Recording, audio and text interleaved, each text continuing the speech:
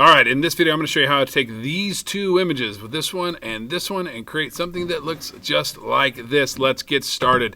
First thing you want to do is select your two images that you want to use. Give them 5 stars. So I'm going to use, let's call it this one, and let's do this one. This is the one I used earlier, so we'll give that one. We'll do 5 stars. So that one, let's come up and turn on our 5-star filter by clicking on the funnel. Clicking on the 5th star right here, and that's going to bring up our images that we want to use. I had already 5-starred some photos, that's why we're seeing extra ones here. So let's go in, and we'll just use these two, since these are the ones I used earlier. Let's go in and just make some edits to these photos. So I'm going to select both of them. Actually, it doesn't really matter. I'm going to just start with my yearbook photo and come up here, edit it however you like. No right or wrong here. Just get it to look good. And then we want to copy our edit settings from this photo by pressing Command-C.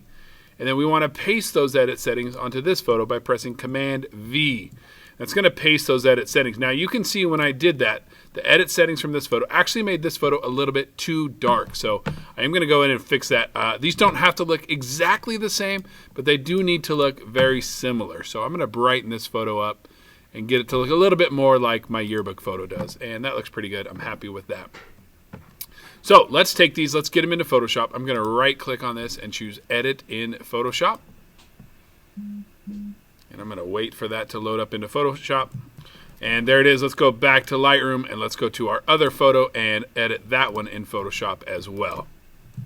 Okay, so here we are in Photoshop. Let's start with the image of this guy right here. What we're going to do is we're going to cut him out, but just a very rough cutout. I'm going to grab my rectangular marquee tool. Keyboard shortcut for that is M. And I'm going to draw a big box around him. I'm not trying to be precise or tight. I just give yourself plenty of room. And let's press Command-C to copy that. Command-C. Then let's come to this photo over here and press Command-V. The first thing I want to do is resize this photo so that it fits. So I'm going to Command-T now. That brings up my free transform box. And I'm going to go ahead and rotate it. I can tell the tables aren't the same, and I do want that angle to be consistent. So I'm going to rotate it so the line on that table matches up more or less. That looks about good. And then I'm going to shrink him down as if he was on the yearbooks already. And once we remove that background, of course, it will look much more realistic. So I'm going to put him right about there. If you're having a hard time seeing where he should be, whoops, let me fix that zoom. You could always come over here and lower down the opacity of this layer. Make it a little more see-through, and then you can see a little bit where he should go. And that looks pretty good. And I'll bring that opacity back to 100%. Okay, and then I'm going to press Enter or Return to tell Photoshop I'm done with the Command-T. Now we need to work on removing the background. So let's go to our object selection tool. That's this dude right here. Keyboard shortcut for that is W.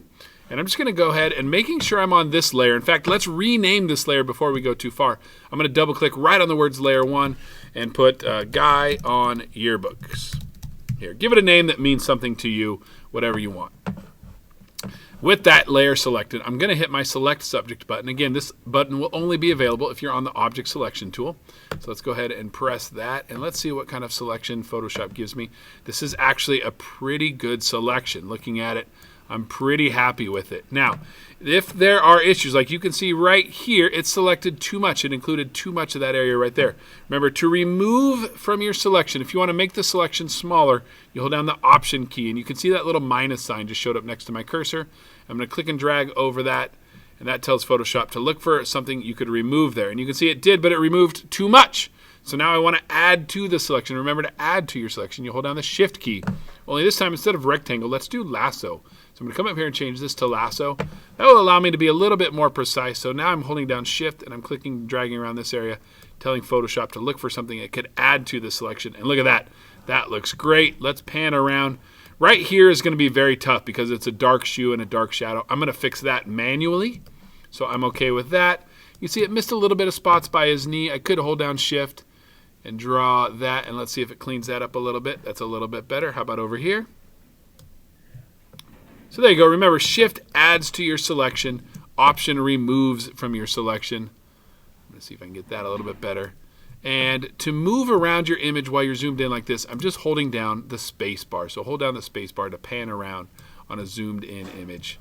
And there you go. That looks pretty good. I'm pretty happy with that. We'll fix the hair here when we go into Select and Mask, which is where we're going to go next. So let's click right here on this button to go to our next step. First thing we want to do is we want to come over here to our view and make sure we change this to On Layers. So change that to On Layers. And we do need to come in, and right away we can see we've got some issues with the hair. Let's make sure we're on color aware here. And let's come to the Refine Edge tool. That's this one right here. Keyboard shortcut is R. And I'm going to use this. Remember, when we're doing Refine Edge, we want to be using the smallest brush we can, but not too small. Like, you don't want to be like that. That just makes it really hard. So we'll use about right there. I'm going to zoom in. And we're just going to go around the edge of the hair and tell Photoshop to look at that edge a little bit and see if it can't, whoops, clean it up a little bit. Sorry, zoomed in extreme there. Clean that up a little bit. We're not going to get rid of all of the green, and that's okay. We'll do that later on. So I'm just using a Refine Edge going all the way around, trying to clean up these edges here. And this will be the hardest part of the whole photo.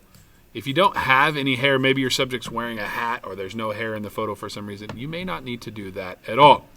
Okay, Refine Edge is looking good. I got that edge looking pretty solid. Let's smooth everything out. You can see everything's a little bit jaggedy everywhere else. And we also have this little bit of a green glow around him. We're going to fix both of those things. So I like to always bring my smooth all the way up. I want to go to way too high, and that's clearly too much. You can see that ruined right there, and his hair. So now let's start bringing it back down until things start to look a little bit more normal. I'm watching these corners right here, the edges of the hair, to see what smooth setting gives me the best look. And there you go, just a little bit of smooth, about 8 or 9 seems to have really smoothed things out a little bit. Maybe it might even be a little too much still. Let's do 4 or 5, I like that. Now we still have this greenish hue around the edge. I like to fix that with Shift Edge. So again, I'm gonna take this way too far. I'm gonna go all the way to -100, and that's too much. See his hair, like it cut off all of his fine hairs. That doesn't look very good. So I'm gonna start bringing Shift Edge back up now. And I'm watching the edge of his neck right here. I want to start to see his hair come back. I'm basically going to go until the green starts to reappear on his neck there. So right about there, I can start to see it again, so that tells me I've gone too far. Let's come back, and I want to see that green disappear on his neck, but also not lose too much detail around his hair. And that looks pretty good right there. Let's check the rest and see how things are looking. Looking okay down here, looking good down here. Nice, nice, I like it. And then the last thing I want to check is you may need to expand this out right here, this output settings. And I always like to try decontaminate colors and see if that helps. That looks good down here, but let's come up and look at his hair. That's where things are really going to get ugly. And you can see unchecking decontaminate colors and then rechecking. It does give this weird edge to his hair, which I don't like.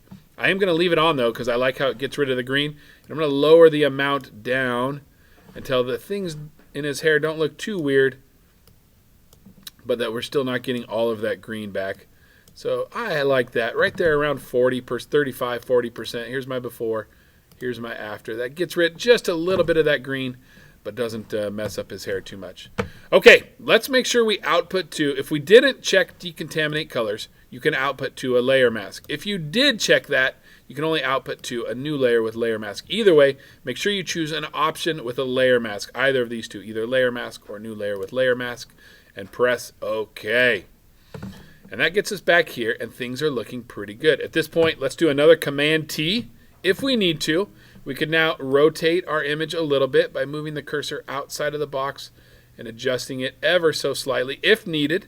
We could resize it a little bit. Maybe we want to make him a little bit bigger, or maybe we want to make him a little bit smaller, and this would be the time to do that. Okay? Notice this output, sorry, I'm going to hit enter there, and notice this output with a layer mask. That's perfect because we have a few little spots we need to come in here and clean up. Right here under his shoe is a little bit rough, so let's make sure we're on our layer mask. Let's grab our brush tool, and let's make sure we're painting with black by pressing D on our keyboard and then X. And of course, if you want to change the size of your brush, you always just do Control, Option, left click. You see I got a huge brush, so I'm going to drag left to make it smaller. And I want to be using a fairly soft edge, but not too soft because this shoe has a hard edge. So I might bring my hardness up to about 50 or so % there and make it a little bit smaller. And I'm just going to erase some of that extra shadow, which you're going to yell at me for this because in a minute we're going to go in and add shadow back in. But we want to be in full control of that shadow. And we're not in full control of this shadow because it already exists on the image. And we want to be in full control. Same thing over here, clean up just right in there a little bit. Again, we're going to go back in and add shadow, but let's get rid of any shadow that's already there so that we can own the shadow that we add. Okay, very good. Now, we need to add 3 shadows to this photo to make it look realistic. So let's create 3 new layers. To do that, I'm going to click on whatever layer is underneath my Guy on Yearbook's copy layer. So this top layer, whatever my top layer that's turned on is, that's the one I want to be on. And whatever layer is underneath that, click on that, and then come down here to the new layer button right here and click that 3 times. 1, 2, 3. Let's go ahead and rename these. Let's call layer 3 our contact shadow. Let's call layer 2 our secondary shadow, or just put second shadow. And layer 1, double click right on the words to rename things. We're going to call this the, I don't know, let's just call this the big old shadow, just to keep things organized. And let's go to the contact shadow layer, grab our brush tool, make sure we're painting with black by pressing D on our keyboard to reset our foreground color to its default black.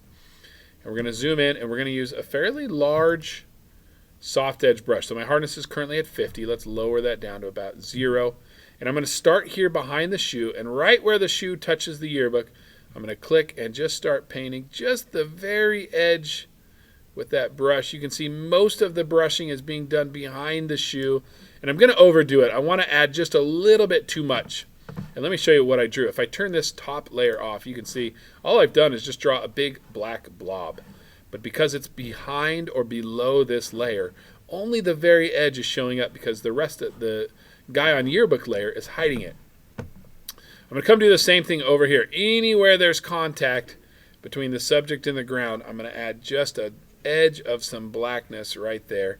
And I'm going to intentionally add just a touch too much because we're going to tone it down a little bit later. So double check that. And that looks pretty good. Not always a good idea to turn this layer off and turn it back on and kind of see, okay, yeah, that's a good contact shadow. It's definitely too much. I won't lie to you, but we're going to fix that later, like I said. Let's go to the second shadow layer, second shadow time. So this layer should have some color to it. This shadow should have a little bit of color. What I'm going to do is I'm going to kind of look around and see the colors of the other shadows. I can also come back to my other image and see what color the shadows are here. So in order to pick the color of the shadows, I'm going to come here and click on my foreground color. That's this box right here. And that brings up my color picker.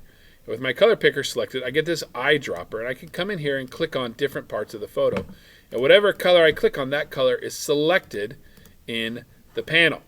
Now there's a lot of green in this one because there's green behind him, but if we come and look at the image, there's not going to be very much green behind him. There will be a little bit, but most of the secondary shadow should be more grayish, more maybe like this color right over here. So that's what I'm going to look for over here. Let me bring my color picker back up and maybe choose like that right there. Maybe something just a touch darker.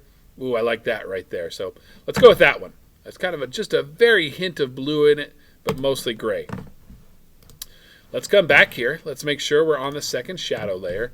And what we want is to do a little bit more defined shadow. So I'm going to grab my brush tool, keyboard shortcut B, Control Option, make it a little bit bigger, not huge, just a little bit bigger, and then a little bit harder, maybe about like, I don't know, let's do like 15%. And I'm going to do just a little smear of a shadow right there coming off of his foot, and then a little bit back there, and then a little bit more of a smear of a shadow coming off of him right there. Oh, and that's going to look nice. I like that a lot. Get a little bit there because there should be some in the background there, and that looks pretty solid. Now, we need to make this shadow blend in, interact a little bit more with the yearbook. We could just lower the opacity, but that's not going to give us a good enough look. So let's lower the opacity down to like 70 or so percent. And then we're going to come in here and play with the layer blend modes. That's these guys right here. So I'm going to click on normal right there to bring up my layer blend modes. And I'm just going to scroll through these and find one that I like. You guys, there's no right answer. There's no perfect layer blend mode. It depends a ton on the color of this layer and the color of what's behind that layer, meaning the color of the yearbook back there. So I actually really like linear burn, but it's not a bad idea to go through all of them and see which one you like. But I like linear burn, and then I do want to turn the opacity down that a little bit more. So I'm going to just lower that down even a little bit more. I'm going to turn that off and back on and off and back on. Now, I did a pretty good job. I didn't get any of that shadow here on the yearbook, but if I did, if I made this shadow too big, like let's say I made the shadow like that, right? That's actually not a problem. What I would do is just add a layer mask to this layer, grab my brush tool, keyboard shortcut B, make sure I'm painting with black by pressing D and then X on my keyboard, and then I'm just going to erase the shadow from the parts of the photo that it doesn't belong, like on that edge of the yearbook. And I didn't actually want as much shadow in between his legs there, so I'm going to erase some of that as well. And maybe the foot shouldn't be coming out quite so much. The only other thing I might do to this layer is I might click on the layer thumbnail right here, not the layer mask, but the layer thumbnail, and come up here and go to Filter, Blur, Gaussian Blur. If I felt like this needed to be a little more blurry, I could raise this up just a little bit and add just a little blur to it. There's the before. There's the after. It's very subtle. It's just a little bit. I don't really think this particular shadow needed it. I'm not actually going to do it, but it is an option. Let's go to the big old shadow layer, the big old shadow. For this one, we're just going to do a gray shadow. So I'm going to come over to my color picker, click on this, and I want a nice in-between gray with no tone to it, no blue or anything in it. So I'm going to put it right up against the edge there. Right up against the edge is a nice neutral gray. I'm going to click on that. I'm going to make my brush pretty big and very soft. I want my hardness to be 0. I'm going to make a big old brush, and this is just the big old shadow. This we're just going to come in here and just kind of do just something kind of like that. And we're going to definitely do too much here. That's fine. Let's do the same thing we did last time. Let's lower down the opacity to around 70%. Let's scroll through our layer blend modes until we find a big old shadow that we like. I like multiply a lot. Linear burn again looks pretty good, but linear burn adds a little bit of color into it, and I don't want that in this one. Overlay looks pretty decent. Actually, I like that one quite a bit. And so again, you guys, there's no perfect layer blend mode. You got to find the one that works for you. I'm going to try multiply. I'm going to lower down the opacity. I'm going to turn it off. Turn it back on. I like that. I'm going to throw a layer mask on there because there's too much shadow. I got too much there. I'm going to grab my brush tool. I'm going to erase any shadow that came over the edge of the yearbook.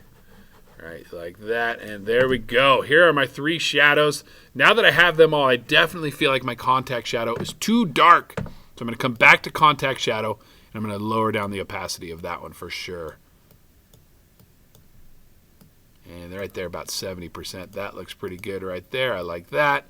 Second shadow looks pretty good. That one might be a little bit dark too. I'm going to, oops. Let's click on the second shadow layer. Let's turn the opacity down just a touch more on that one. And how about big old shadow? Man, that looks good. I like that. I like that a lot. Now, you may need to do this next step. You may not. If you don't need a reflection, you are basically done. The only thing left to do is come up here and crop. And get in there. Make sure you crop in nice and close. If you didn't with your composition in camera, get this composed up nicely. I'm going to rotate this dude and get that table straight. And go ahead and crop that. And remember, when I go to File, Save, this is automatically going to save back into Lightroom. It's going to save there for me. But I also want you to upload a finished JPEG. So why don't you, when you are done, go to File, Save a Copy. And just make sure you change your format right here to a JPEG and save that somewhere where you can turn it in. But if you need a reflection, which this image does, let me show you how easy that is to do. What we're going to do is come up to our Guy on Yearbooks layer, and we're going to duplicate this by pressing Command J. Command J to duplicate a layer. And then we want to do Command T, and we want to flip this guy upside down. So I'm going to right click on it, and I'm going to choose Flip Vertical. Flip Vertical, and that will flip that upside down. And then I'm going to move this, still with my Command T active. I'm going to move it and put it down below him about like that. And then you may need to rotate it a little bit to get it to line up just right, because we want the shoe to just be barely touching, and at the same time also right there just be barely touching. You can also use the arrow keys to make little tiny adjustments. And you can see I need to rotate this just a little bit more. I'm going to move it over a little bit and up a little bit, and that is about perfect right there. I'm going to press return. Now we need to do something a little bit tricky here. We're going to apply this layer mask.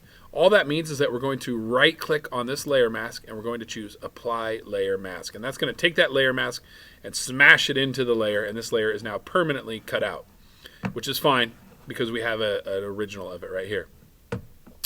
Now we're going to take this layer, and guess what we're going to do? We're going to lower the opacity, and we're going to play around with a layer blend mode that we feel like makes a good reflection And we want one that's going to reflect it, but not make it too dark. Like darker looks pretty good. Multiply, I feel like makes it a little too dark. Darker color looks kind of cool. Oops. And again, we always just go through. Oh, that actually looks kind of, I like soft light a lot. That looks phenomenal. Let's just go with soft light. I like it. Let's play with the opacity a little bit. That looks pretty great right there. And now I'm going to just add a layer mask to this layer. Clicking on this button right here. Grab my brush tool. Make sure I'm painting with black. Make my brush a little bit bigger. And I'm going to just erase all of this Ronald down here. And then there really shouldn't be any reflection on that part right there. So I'm going to erase right there. And then the reflection should kind of fade out as it gets lower. So watch this. I'm going to make my brush nice and big. And I'm just going to come along the bottom and just erase just a little bit. I kind of erased a little bit too much, so I'm going to press X and bring some of that reflection back, and there you go. That's a good looking reflection. That's maybe my favorite one so far. And there you go. We are officially done. Let's do a little file save again. Remember, to save this to turn in, you need to also do file, save a copy, and save it as a JPEG. That's what you're going to upload to Canvas and put on Padlet and turn in for this assignment. Good job.